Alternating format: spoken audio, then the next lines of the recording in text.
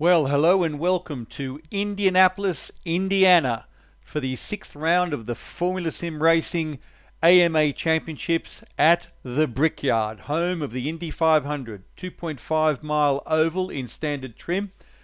For us today, a 3.925 kilometre Grand Prix circuit. So let's have a little look at the track. Turn 1, big stop from the top speed on the main straight, main attacking zone. Turn 2, second phase for the main attacks. Got to get the car balanced, get it turned in for the big burst of speed up to turn 3. Turn 3 is absolutely flat. You've got to gauge your entry into turn 4. And turn 4 is a trade-off for speed or line. How much do you want apex? How much do you want to really keep the pedal down and start building speed towards the fairly much flat out 5-6 chicane, which won't trouble you much and allow a lot of high speed down the back straight towards the second most popular attacking zone of turn 7. Turn 7, big stop, third gear for most drivers, and an opportunity to overtake. Turn 8, well, it's a right-hand turn, not much more to say, but the setting up for the turn 9, it's got to be a late apex. You've got to really get across, open up turn 10. You have got to absolutely burgle that apex at turn 10. You can see the FSR trucks are there, removing some of the rough bits of the apex that were upsetting some people. Turn 11 is totally flat and working the car pretty hard as you arrive on full noise in 6th gear for turn 12. Big stopping zone, easy to get overly ambitious. People might try for a pass here, but it is tight and technical, and it is really, really easy to get it wrong.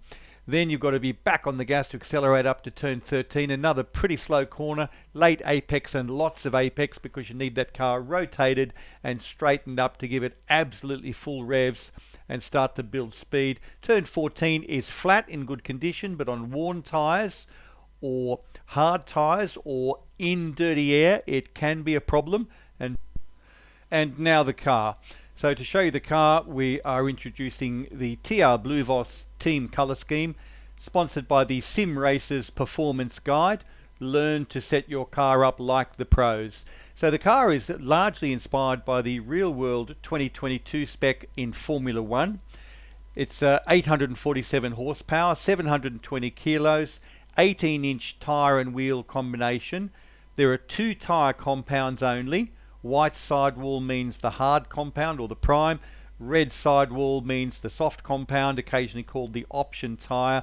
7-speed gearbox, no gearbox changes during events. But the big headline is there is no DRS to assist overtaking, although there has been a tweak to the dirty air function to hopefully lead to a bit more overtaking in the racing for you. 48 litre tank, and a fuel stop will be required in this afternoon's event. Coming into round 6 here at Indianapolis, this is the standings after Silverstone, showing you here the top 20 on screen. And here are the standings from 21st place onwards. Bringing you straight into the qualifying pole lap, this is Mirko Mancini, race winner from last time out at Silverstone. Down the main straight, braking as late as he dares. Lovely bit of apex there, turn 1. Lovely bit of apex, turn 2. Gets the car rotated, gets back on the gas. Maximum speed through turn 3.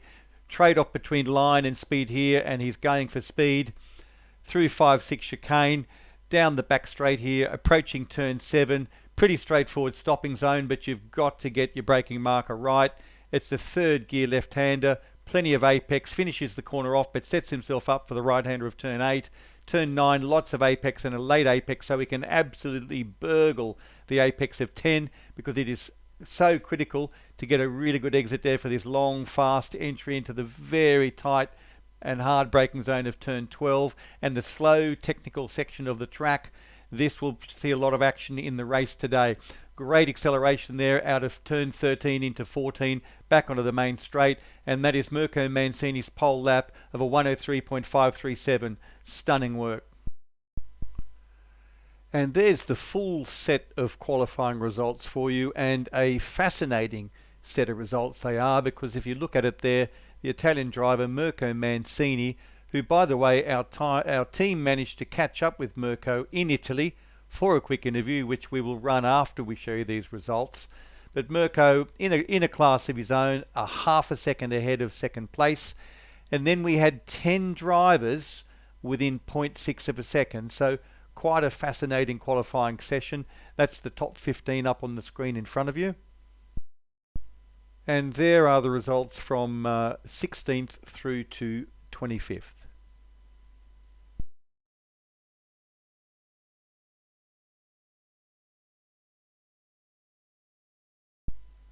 And what we've done here is always great fun. We've done a data merge, and we've merged the qualifying lap times of Division 3 and Division 4 just to show you how that all pan out if they're on the grid together. And it's always a fantastic subject of conversation within the Formula Sim Racing forums. On the left is Indianapolis, and on the right is Silverstone. And the green coloured drivers are the Division 4 drivers, and the blue coloured drivers are the Division 3 drivers. So we'll let you enjoy that. Now, our team managed to catch up for interviews with both the front row protagonists in qualifying and the championship leaders, and we'll bring you those now. Hi, I'm Yannis Lianos, Formula Sim Racing driver with team Abstineo Force Polonia. I've sim racing for 3 years. My favorite real driver is Ayrton Senna.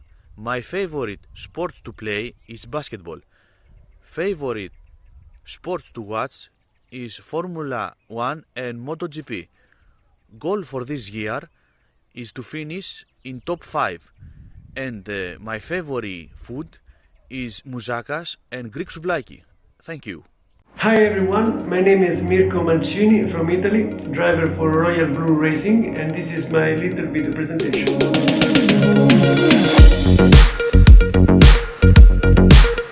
I've got some questions to answer, so let's start and see how it goes. When did you start sim racing? I started sim racing 18 months ago because I wanted to test my Formula simulator, which I built, the Build Sim F1000S.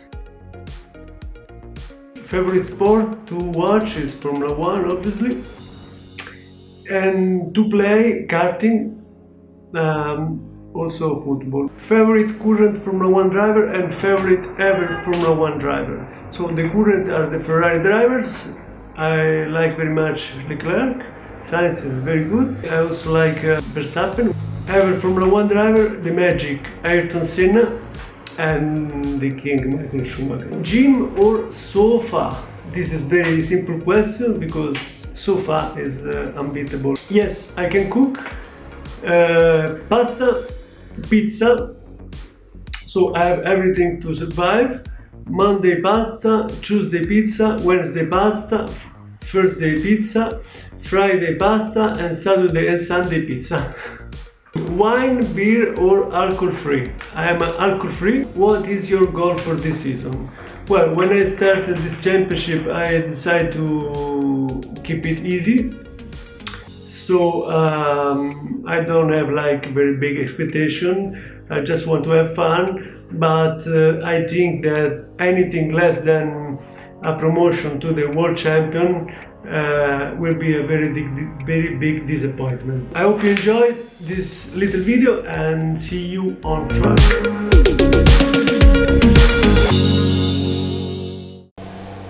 So lining up in pole position, we have the championship leader, Mirko Mancini, coming right off the back of a podium in the Netherlands and a win at Silverstone last time out.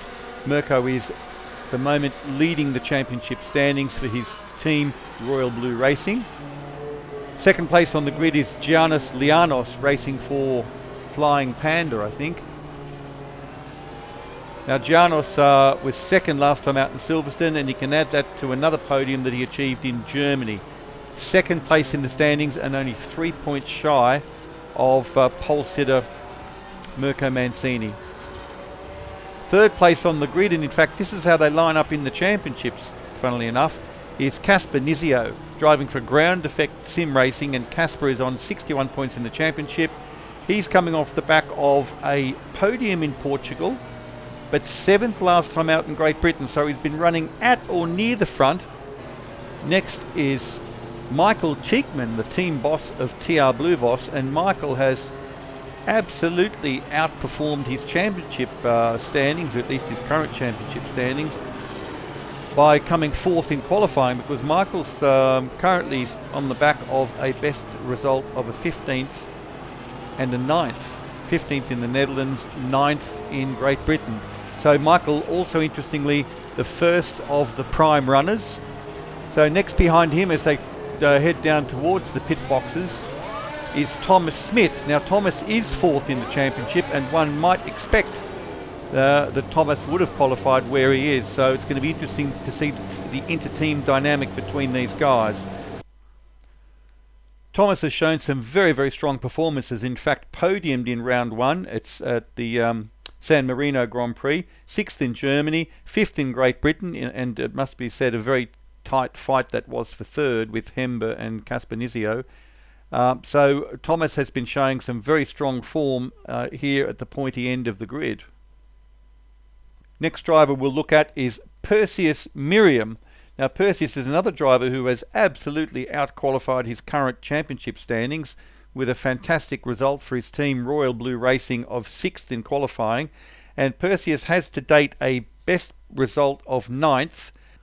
Next driver is an interesting one, Sean Jones, who is lying joint 17th in the standings, and with a string of results all in the points but in the teens, but showed stunning pace in Silverstone with a fantastic qualifying, but unfortunately had a bit of a faux pas in Sector 1, Lap 1, which did result in a disqualification. But Sean, to his credit, put his hands up, took full responsibility, and here has shown pretty good pace to end up 7th place on the grid here in Indianapolis, and I'm sure Sean will want to unleash his pace this time out and show what he can really do. Apparently really liking the options here at Indianapolis. 8th place on the grid, Englishman Dylan Hember driving for TR Blue Voss. Now Dylan Hember only joined the championship in round 3 in Germany, where he scored a 4th place first time out, qualified well in Zandvoort but hit a hidden object on the grid and was unfortunately taken out, and scored a podium in his second finish in Britain. So Dylan has been scoring very solid points in the championship. 9th on the grid is Eliza Nunez, who scored very solid points in Germany with a 5th place, and he's here to see what he can do. We're starting to see a lot of tyres now on the prime tyre, and as we get further down the grid, that becomes a bit more of an obvious choice. 10th place, another TR Blue Voss driver, Thomas Garcia. Now Garcia had a superb result at Zandvoort, which slightly slipped under the radar because while Mirko Mancini took the win following an engine failure in the car of Diogo Moscato, Garcia fought him all the way to the line and so very closely managed to grab that win. But he in fact ended up second in the Netherlands and was 6th last time out in Great Britain. So Garcia is a threat at the front and has been showing some really strong form. 11th on the grid is Australian David O'Reilly driving for the TR Blue Voss team, and O'Reilly is a little bit like an unpopular European country in the Eurovision Song Contest.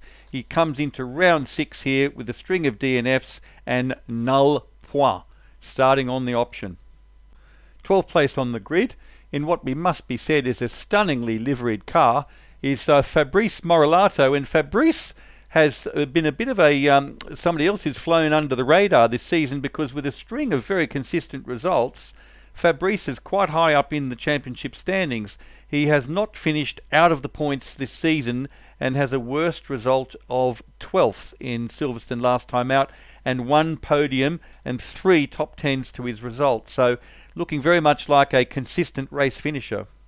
13th on the grid, Diogo Moscato, who some of you will remember from last time out, treated us to a fantastic fight with Dylan Hember for the podium, ultimately relinquishing that podium and coming 4th in Silverstone, and in the round before was leading at Zandvoort quite convincingly when the engine got fried. So this is a driver who is bringing us a lot of action and a lot of drama. Let's look forward to see what he can bring to us today. 14th on the grid, Kamil Gablonski from Ground Effect Sim Racing, and Kamil is another very consistent finisher. He is a driver who has not had a DNF this season and has not finished outside the top 10 except for once at Silverstone, where he still managed to score points in 14th. 15th on the grid, Mihajlo Vincenjevic, a Formula Sim Racing veteran who absolutely loves racing. Lincoln Martin in P16. 2 starts so far this season and 1 top 10 result. Running through the rest of the grid now, P17, Sotiris Papageorgiou, Thomas Luthi in P18, Leone Gennari, and Lewis Smith. Gianluca Del Biondo, Martin Brunanski, Jean-Michel Garnier, Reynaldi Edo, Roel van der Pla driving for Netrex. And we're ready to bring you the start here at the Brickyard. First of 39 laps for the Formula Sim Racing AMA Championship. Red lights are out, engine smoking, and that was an absolutely storming start from Michael Tieckmann from TR Blue Boss. Can that be legit? It's shades of 2012 Maldonado in Belgium. And Tieckmann through first, and that's Llanos. Llanos has gotten under pole sitter Mancini, under the race winner from the last 2 events. Llanos has grabbed the start. And we've had a spin already. So on track, as they head down towards the big braking zone of turn 7, we have Michael Tieckmann in the lead at the moment, but that just does not look right. That start did not look legit to me. We'll go back and check that out. Closely followed by Giannis Llanos, who did just a superb job to take that opportunity and jump under Mirko Mancini. Then Mancini himself, then Hember, who has somehow got himself up to 4th place. And we've got to look back and see what happened to Perseus Miram. And as they head now down into the big stopping zone of 12 and the tricky turning point of 13, we'll just watch the rest of the cars filter around the track.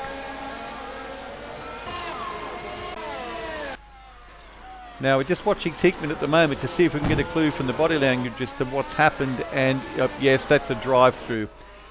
That is definitely a jump start, and Tieckmann has opted to serve the drive-through immediately, and what a great shame. With the cars so close together on the opening lap, that will cost him at least a dozen places. What a shame. There was an opportunity there from that qualifying position to perhaps do something quite amazing.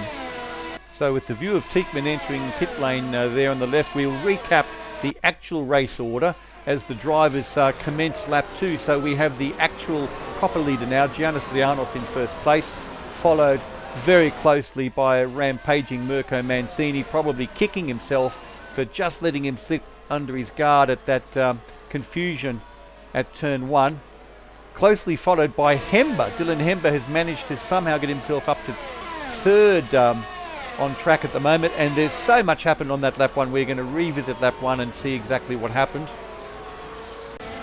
Hember followed by Nizio, then Thomas Smith, then Diego Moscato, who, if you recall, I think was 13th on the grid, so he has had an outstanding lap 1. We might revisit that journey. Rest of the top 10, Thomas Garcia, Sean Jones, Nunez, and O'Reilly. So first thing first, let's have a look at the blinding Tieckmann start. The lights are going on there. 5 lights will go on. Tieckmann, and a bit of a start, then a hesitation, and then another start, and that looks very much like a big faux pas there. Let's look at an onboard. So let's look at an onboard from Michael Tieckmann's perspective. 2nd row of the grid, up playing with the big boys. And there is a bit of a start, then a hesitation, and then almost a case of, well, I've gone now. I may as well be hung for a sheep as a lamb. And that was the story of the Tieckmann start. But I think there's more to see. He actually either decides he's overcooked it or decides to just skip turn 1 because he's going to be heading to the sin bin anyway. Now we've got to see this stunning Llanos move on Mancini, and of course left-hand side courtesy of the rubber line, and Mancini there scrupulously polite and very, very sportsmanlike, followed the pre-race briefing and did not crowd Mancini out. Oh, and there is the contact with, I think, Perseus Miram. Let's go back and look at that. And as we see the two, yes, that I'm afraid that is a faux pas there by Dylan Hember. We had the two royal blue cars and that is Sean Jones taking an innovative line there. Yeah, we had the two teams 2x2, and I'm afraid that just looked like a bit of a braking faux pas by Dylan Hember, but fortunately Perseus Miram's race does not seem to have been badly affected. And this is Sean Jones's view of the kerfuffle, and a recovering Perseus Miram sort of blocks him, so he decides to cut that chicane, and on balance that was probably an understandable decision, but that is from 10th into 9th. So very crowded as we enter Sector 3. We're on board with P10 O'Reilly for the first bits of action here, and Elysia Nunez inadvertently has a slight spin there, putting O'Reilly through into P9. End of lap 2, and a rampaging Casper Nizio decides he's not having a bloke on primes in front of him, but into turn 12 slightly overcooks it. 2 wheels on the grass. Hember says, after you, I'll have that back again.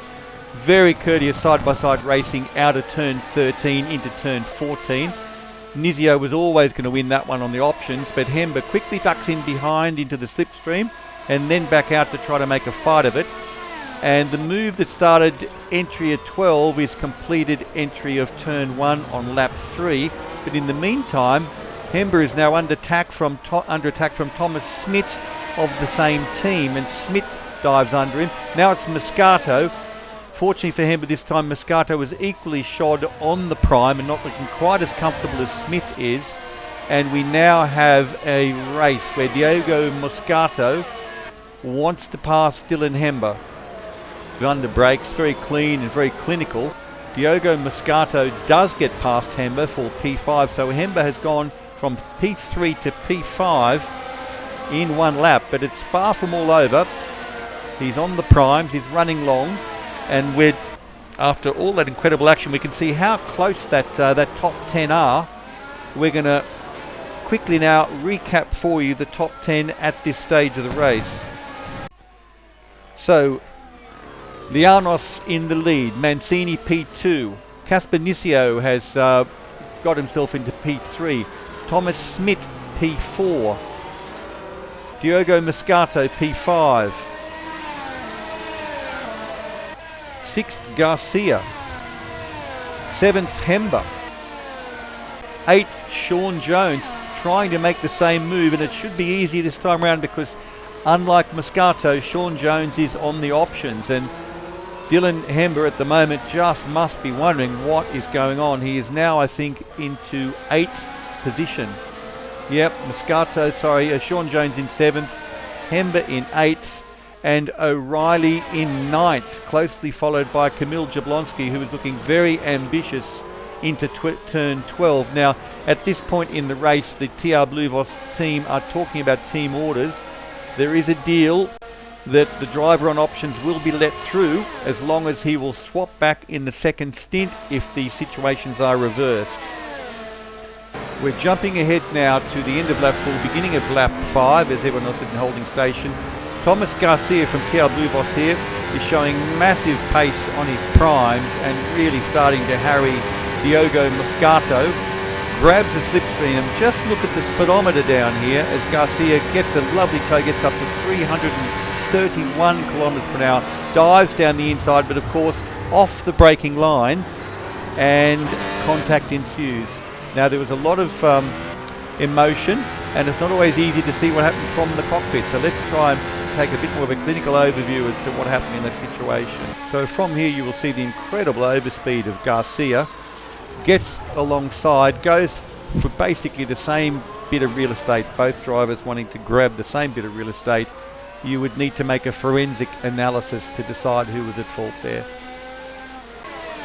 Now lap 5, the rest of the grid of course arrive on this little kerfuffle between Moscato and Garcia, and Sean Jones, you can see there, has little choice other than to utilise the escape road, but that enables Dylan Hember to jump him back again and almost lets O'Reilly through. The two of them are contesting the turn 4, turn 5 chicane. Neither of them gets a particularly elegant run through, but Jones ends up in front. and now has to go back into battle and earn back the place that he won in a clean fight previous time around against Dylan Hember. It was end of lap 6, beginning of lap 7 that Sean Jones got his next chance to do that, and with a massive overspeed, 335 I saw in his speedo, but he was off the rubber line in the braking zone, and both drivers judged that brilliantly. Of course, Hember's primes are working properly now, and Jones's options still very good, but perhaps have lost that little bit of qualifying sheen that you might have for the first 6 laps. So props to both those drivers for just judging the potential of their cars into turn 1 so well. 2 positions back from that Hember-Jones fight, we have Jablonski leading O'Reilly for P9, and this slightly trickier than it looks turn 13. Jablonski has a bit of a 3/4 spin, and O'Reilly is back through into 8th place. Still on lap 8, and only 1 corner later, Sean Jones this time gets a magnificent exit out of turn 14 and does a clinical slipstream assisted pass on Dylan Hember. Hember has no answer for that move, and Sean Jones is through into 6th place. Same lap, same straight. Granansky hustling Vincenjevic for P15. Has a big overspeed. Vincenjevic moves across slightly and deliberately and leaves him nowhere to go. Holds position. Nice work. Exit of turn 13, end of lap 10, beginning of lap 11. O'Reilly's talking to Hember on the radio and saying, buddy, let me through. I'm on the faster tyre. I'll swap back with you later if the positions are reversed, because O'Reilly quite fancies having an attack on the second of the 2 Vale Esports cars up ahead, Diogo Moscato, who is on primes. And Dylan, great teammate, lets him through, and O'Reilly can now attack and see if he can catch either Moscato or Sean Jones ahead of him in the Vale Esport cars.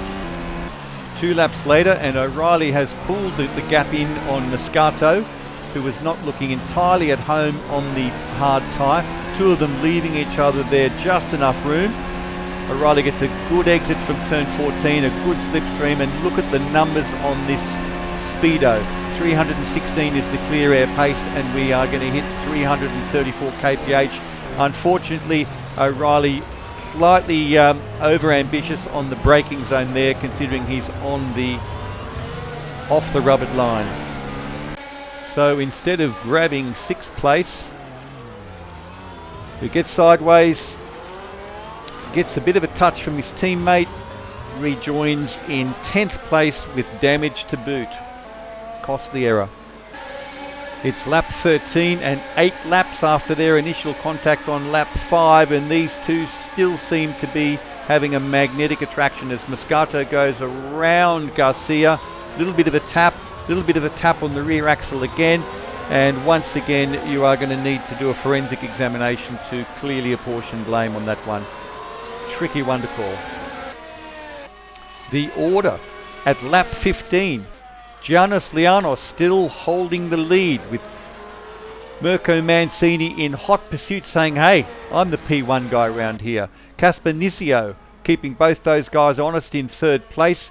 Then we have Thomas Smith, TR Bluvos, in 4th place, still on his prime stint, so that is looking pretty darn impressive. Then we have Sean Jones in 6th, Diogo Moscato on the primes in 7th. But even as we are saying that, Diogo Moscato has the tiniest of errors, braking for turn 12.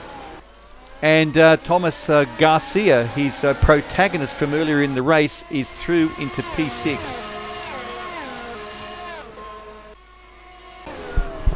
Behind those 2 we have Hember, Jablonski and O'Reilly as a lapped car politely lets them through.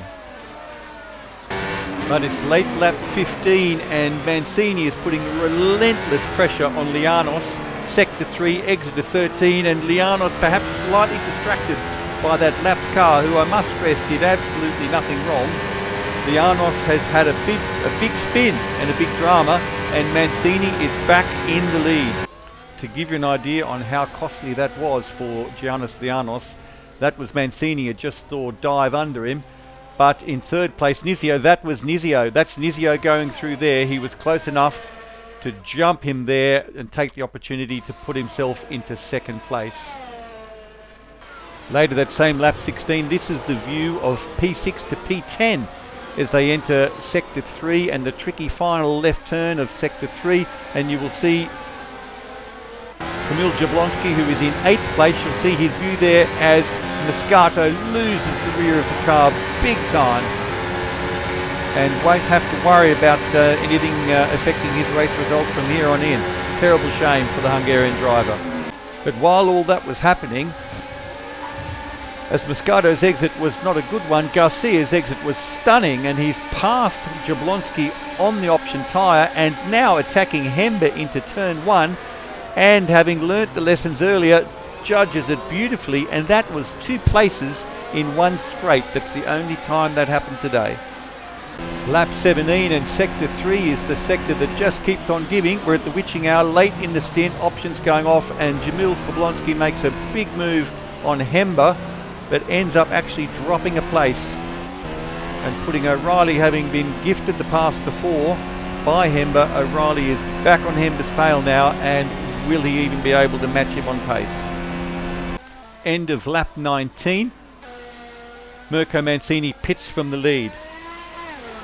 That should shortly hand the lead over to Casper Nizio. No, Casper Nizio is on the grass. He's spin. It's a full 360, and that is Giannis Lianos getting back through into what could be the lead. So this Sector 3 is just the sector that keeps on giving. In fact, Lianos immediately pits, no doubt to take on the prime tyre. Nizio will slip through and momentarily regain the lead because the other 2 guys in the top 3 are both in the pits. Now there's an intriguing battle shaping up here. Now in first place we have Nizio, who is about to take off the options and put on the primes, but just on his gearbox now we have Smit, who is about to take off his primes and put on the faster options, and Smit, it must be said, has put in a pretty handy first stint. So they follow each other into pit lane, and Smit, nose to tail, is about to put on the faster tyre. So this is going to be an intriguing battle deep into stint number 2 as these 2 protagonists enter pit lane together. And actually that was Sean Jones heading down the straight there, and somehow has managed to do 22 laps on his opening stint on the option tyres, which on its own is pretty impressive. So Jones must be pitting next time round, and the rules will require that he takes the less preferred prime tyre. But he's having a moment in the sun leading this race. Yes, indeed, Jones enters pit lane, and in the background we will probably see a flash of blue as Mirko Mancini regains the net lead, and there he is, second place, exiting turn 13 through the flat out right hander of turn 14 and onto the pit straight, while Jones is in pit lane. Now we'll see the little timer tick away there. It should be 12 or 13 seconds. Just for fun, we'll watch Sean Jones exit the pit lane. But there is a definite problem there, and the problem is those sidewalls are the wrong colour. Now this is going to be an interesting moment for Sean Jones, because his team will be saying to him, Sean, we put the wrong tyres on, and you are going to have to push like a man possessed, because you are coming down to pit lane one more time before this race is over. So it's lap 23, and we're going to give you a little rundown on the order now that the pit window has closed. Well, for nearly all of us, the pit window has closed. In the lead we have Mirko Mancini. Second place is Giannis Lianos. Third is Casper Nizio. Fourth is Thomas Smit, and in hot pursuit really of Nizio on the primes. Fifth is Sean Jones. Sixth is Thomas Garcia. Seventh is David O'Reilly. Eighth is Lincoln Martin, who has somehow inserted himself. I know that is now Dylan Hemba in 8th place on options. And remembering that he and O'Reilly did a deal earlier in the race that if Hemba catches him, he will let him through. So 9th, Lincoln Martin, 10th, Kamil Jablonski. So that's our top 10 on lap 23. Lap 24, and Jamil Jablonski has other ideas about that and just gets a beautiful exit, beautiful toe, goes around the outside, and he's got to be careful to make this work, and he's going to need some cooperation from the other driver here, but manages to dive down there and take 9th place from Lincoln Martin. Let's take an external view of that action. Massive overspeed. Lincoln Martin takes the middle of the track to force a decision from Jablonski, but unfortunately he just can't brake as well as Jablonski can when he's off the rubbered line like that. Both drivers showing a lot of courtesy and a lot of respect there, and following the pre-race briefing from the race director to not squeeze people wide on turn 1, and that is a clean and clinical pass and good driving from both those men. Now that is the view back from Lianos to Nizio to Smit, and that is Smit and Nizio in a straight fight on the track on unequal tyres for the 3rd placed position. So this is a podium fight. Driver at the back has the quicker tyre, Thomas Smit, and is absolutely pushing like mad to see what he can get done here and see if he can grab a spot on the podium. Attacking hard into turn 7, he dives down the inside, and he has slightly overcooked it there. We'll have a little look and see what occurred. Now this is lap 26, there are 13 laps to go, but Smit seems to be acting with a lot of urgency there, and that was a little bit of a late dive there. Didn't have the required overlap to command racing room at the apex. So Nizio did nothing wrong. Smit has to go again, that he's probably used the shiniest part of those tyres at this point. Now this is lap 31, and Smit has been unleashing lap after lap at 105.6 to 105.7 and got himself back on terms. That is 2nd, 3rd and 4th place viewed from the perspective of Thomas Smit, and he has not given up, and he's doing his darndest to get back and have another crack at Nizio again. End of lap 33, and we're back with Jones again in P5, who pushes it to the max on the pit entry, and I guess he's decided he's had his fun now on the options, and now he's got to bite the bullet and grab those primes and come back out to play for 6 laps at the end. So Jones exits back in P8, and it's a bit of a what the moment for the guys in front of him, particularly for O'Reilly, who with big gaps in front and behind was just kind of stroking it home, and suddenly realises that Sean Jones is coming out of the pits 5 seconds behind him on fresh rubber and meaning to do business. So that sort of changes the whole context of the last 6 laps for several people. It's lap 34, and Smit is going to have another great go at Casper Nizio into turn 1, but can't quite get it done. It looks like it's witching hour for those option tyres, and of course the balance changes. The pendulum swings away from the option tyre and towards the prime runner the deeper you get into the stint, and Nizio now, while not feeling relaxed, he is probably feeling less and less threatened as Smit's option tyres go further and further into the race. Final battle for position, and that is O'Reilly in P7, very closely pursued and closer every lap by Sean Jones, just now exiting turn 1. This is going to come down to the wire. 3 laps later, lap 38, and it looks like he might just hang on. Final lap, and that gap is looking okay. All we got to do is brake for turn 1, turn it in, and not do that. So that half spin lets Jones through, and that is game over. Jones has done the business with 2 pit stops. And the race ends with a victorious Mirko Mancini, 3rd win on the bounce here at the Brickyard. Next, Giannis Lianos after an event-filled fight for P2, followed by Casper Nizio, followed by Thomas Smit in 4th, the first of the TR Blue Voss train, because after him comes Thomas Garcia, and then Dylan Hemba of TR Blue Voss. Then we have Sean Jones, then David O'Reilly in 8th place from TR Blue Voss, Then we have Kamil Jablonski, who's fought back for 9th place. And in 10th place, Eliza Nunes. 11th is a bit confusing because Michael Tieckmann seems to have scored another drive-through and has to serve a drive-through on his final lap, which cedes 11th to Fabrice Morilato, 12th to Lincoln Martin, remembering it's points down to 15th place here in AMA division. Tieckmann 13th in the end. Thomas Luthi P14.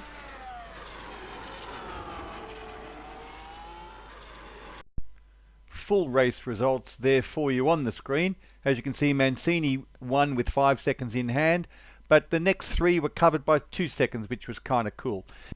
Standings on the board there for you to see. Mancini leading the championship, but only by 3 points over Lianos. Nizio in a solid third, but closely pursued by Thomas Smith. And other big movers climbing up the order are Thomas Garcia and Dylan Hember. So it is all to play for here in the AMA Championships. So this has been David O'Brundle. I hope you've enjoyed our presentation, and I hope you will tune back in for the action after the next round at Monaco. Thank you, and signing out.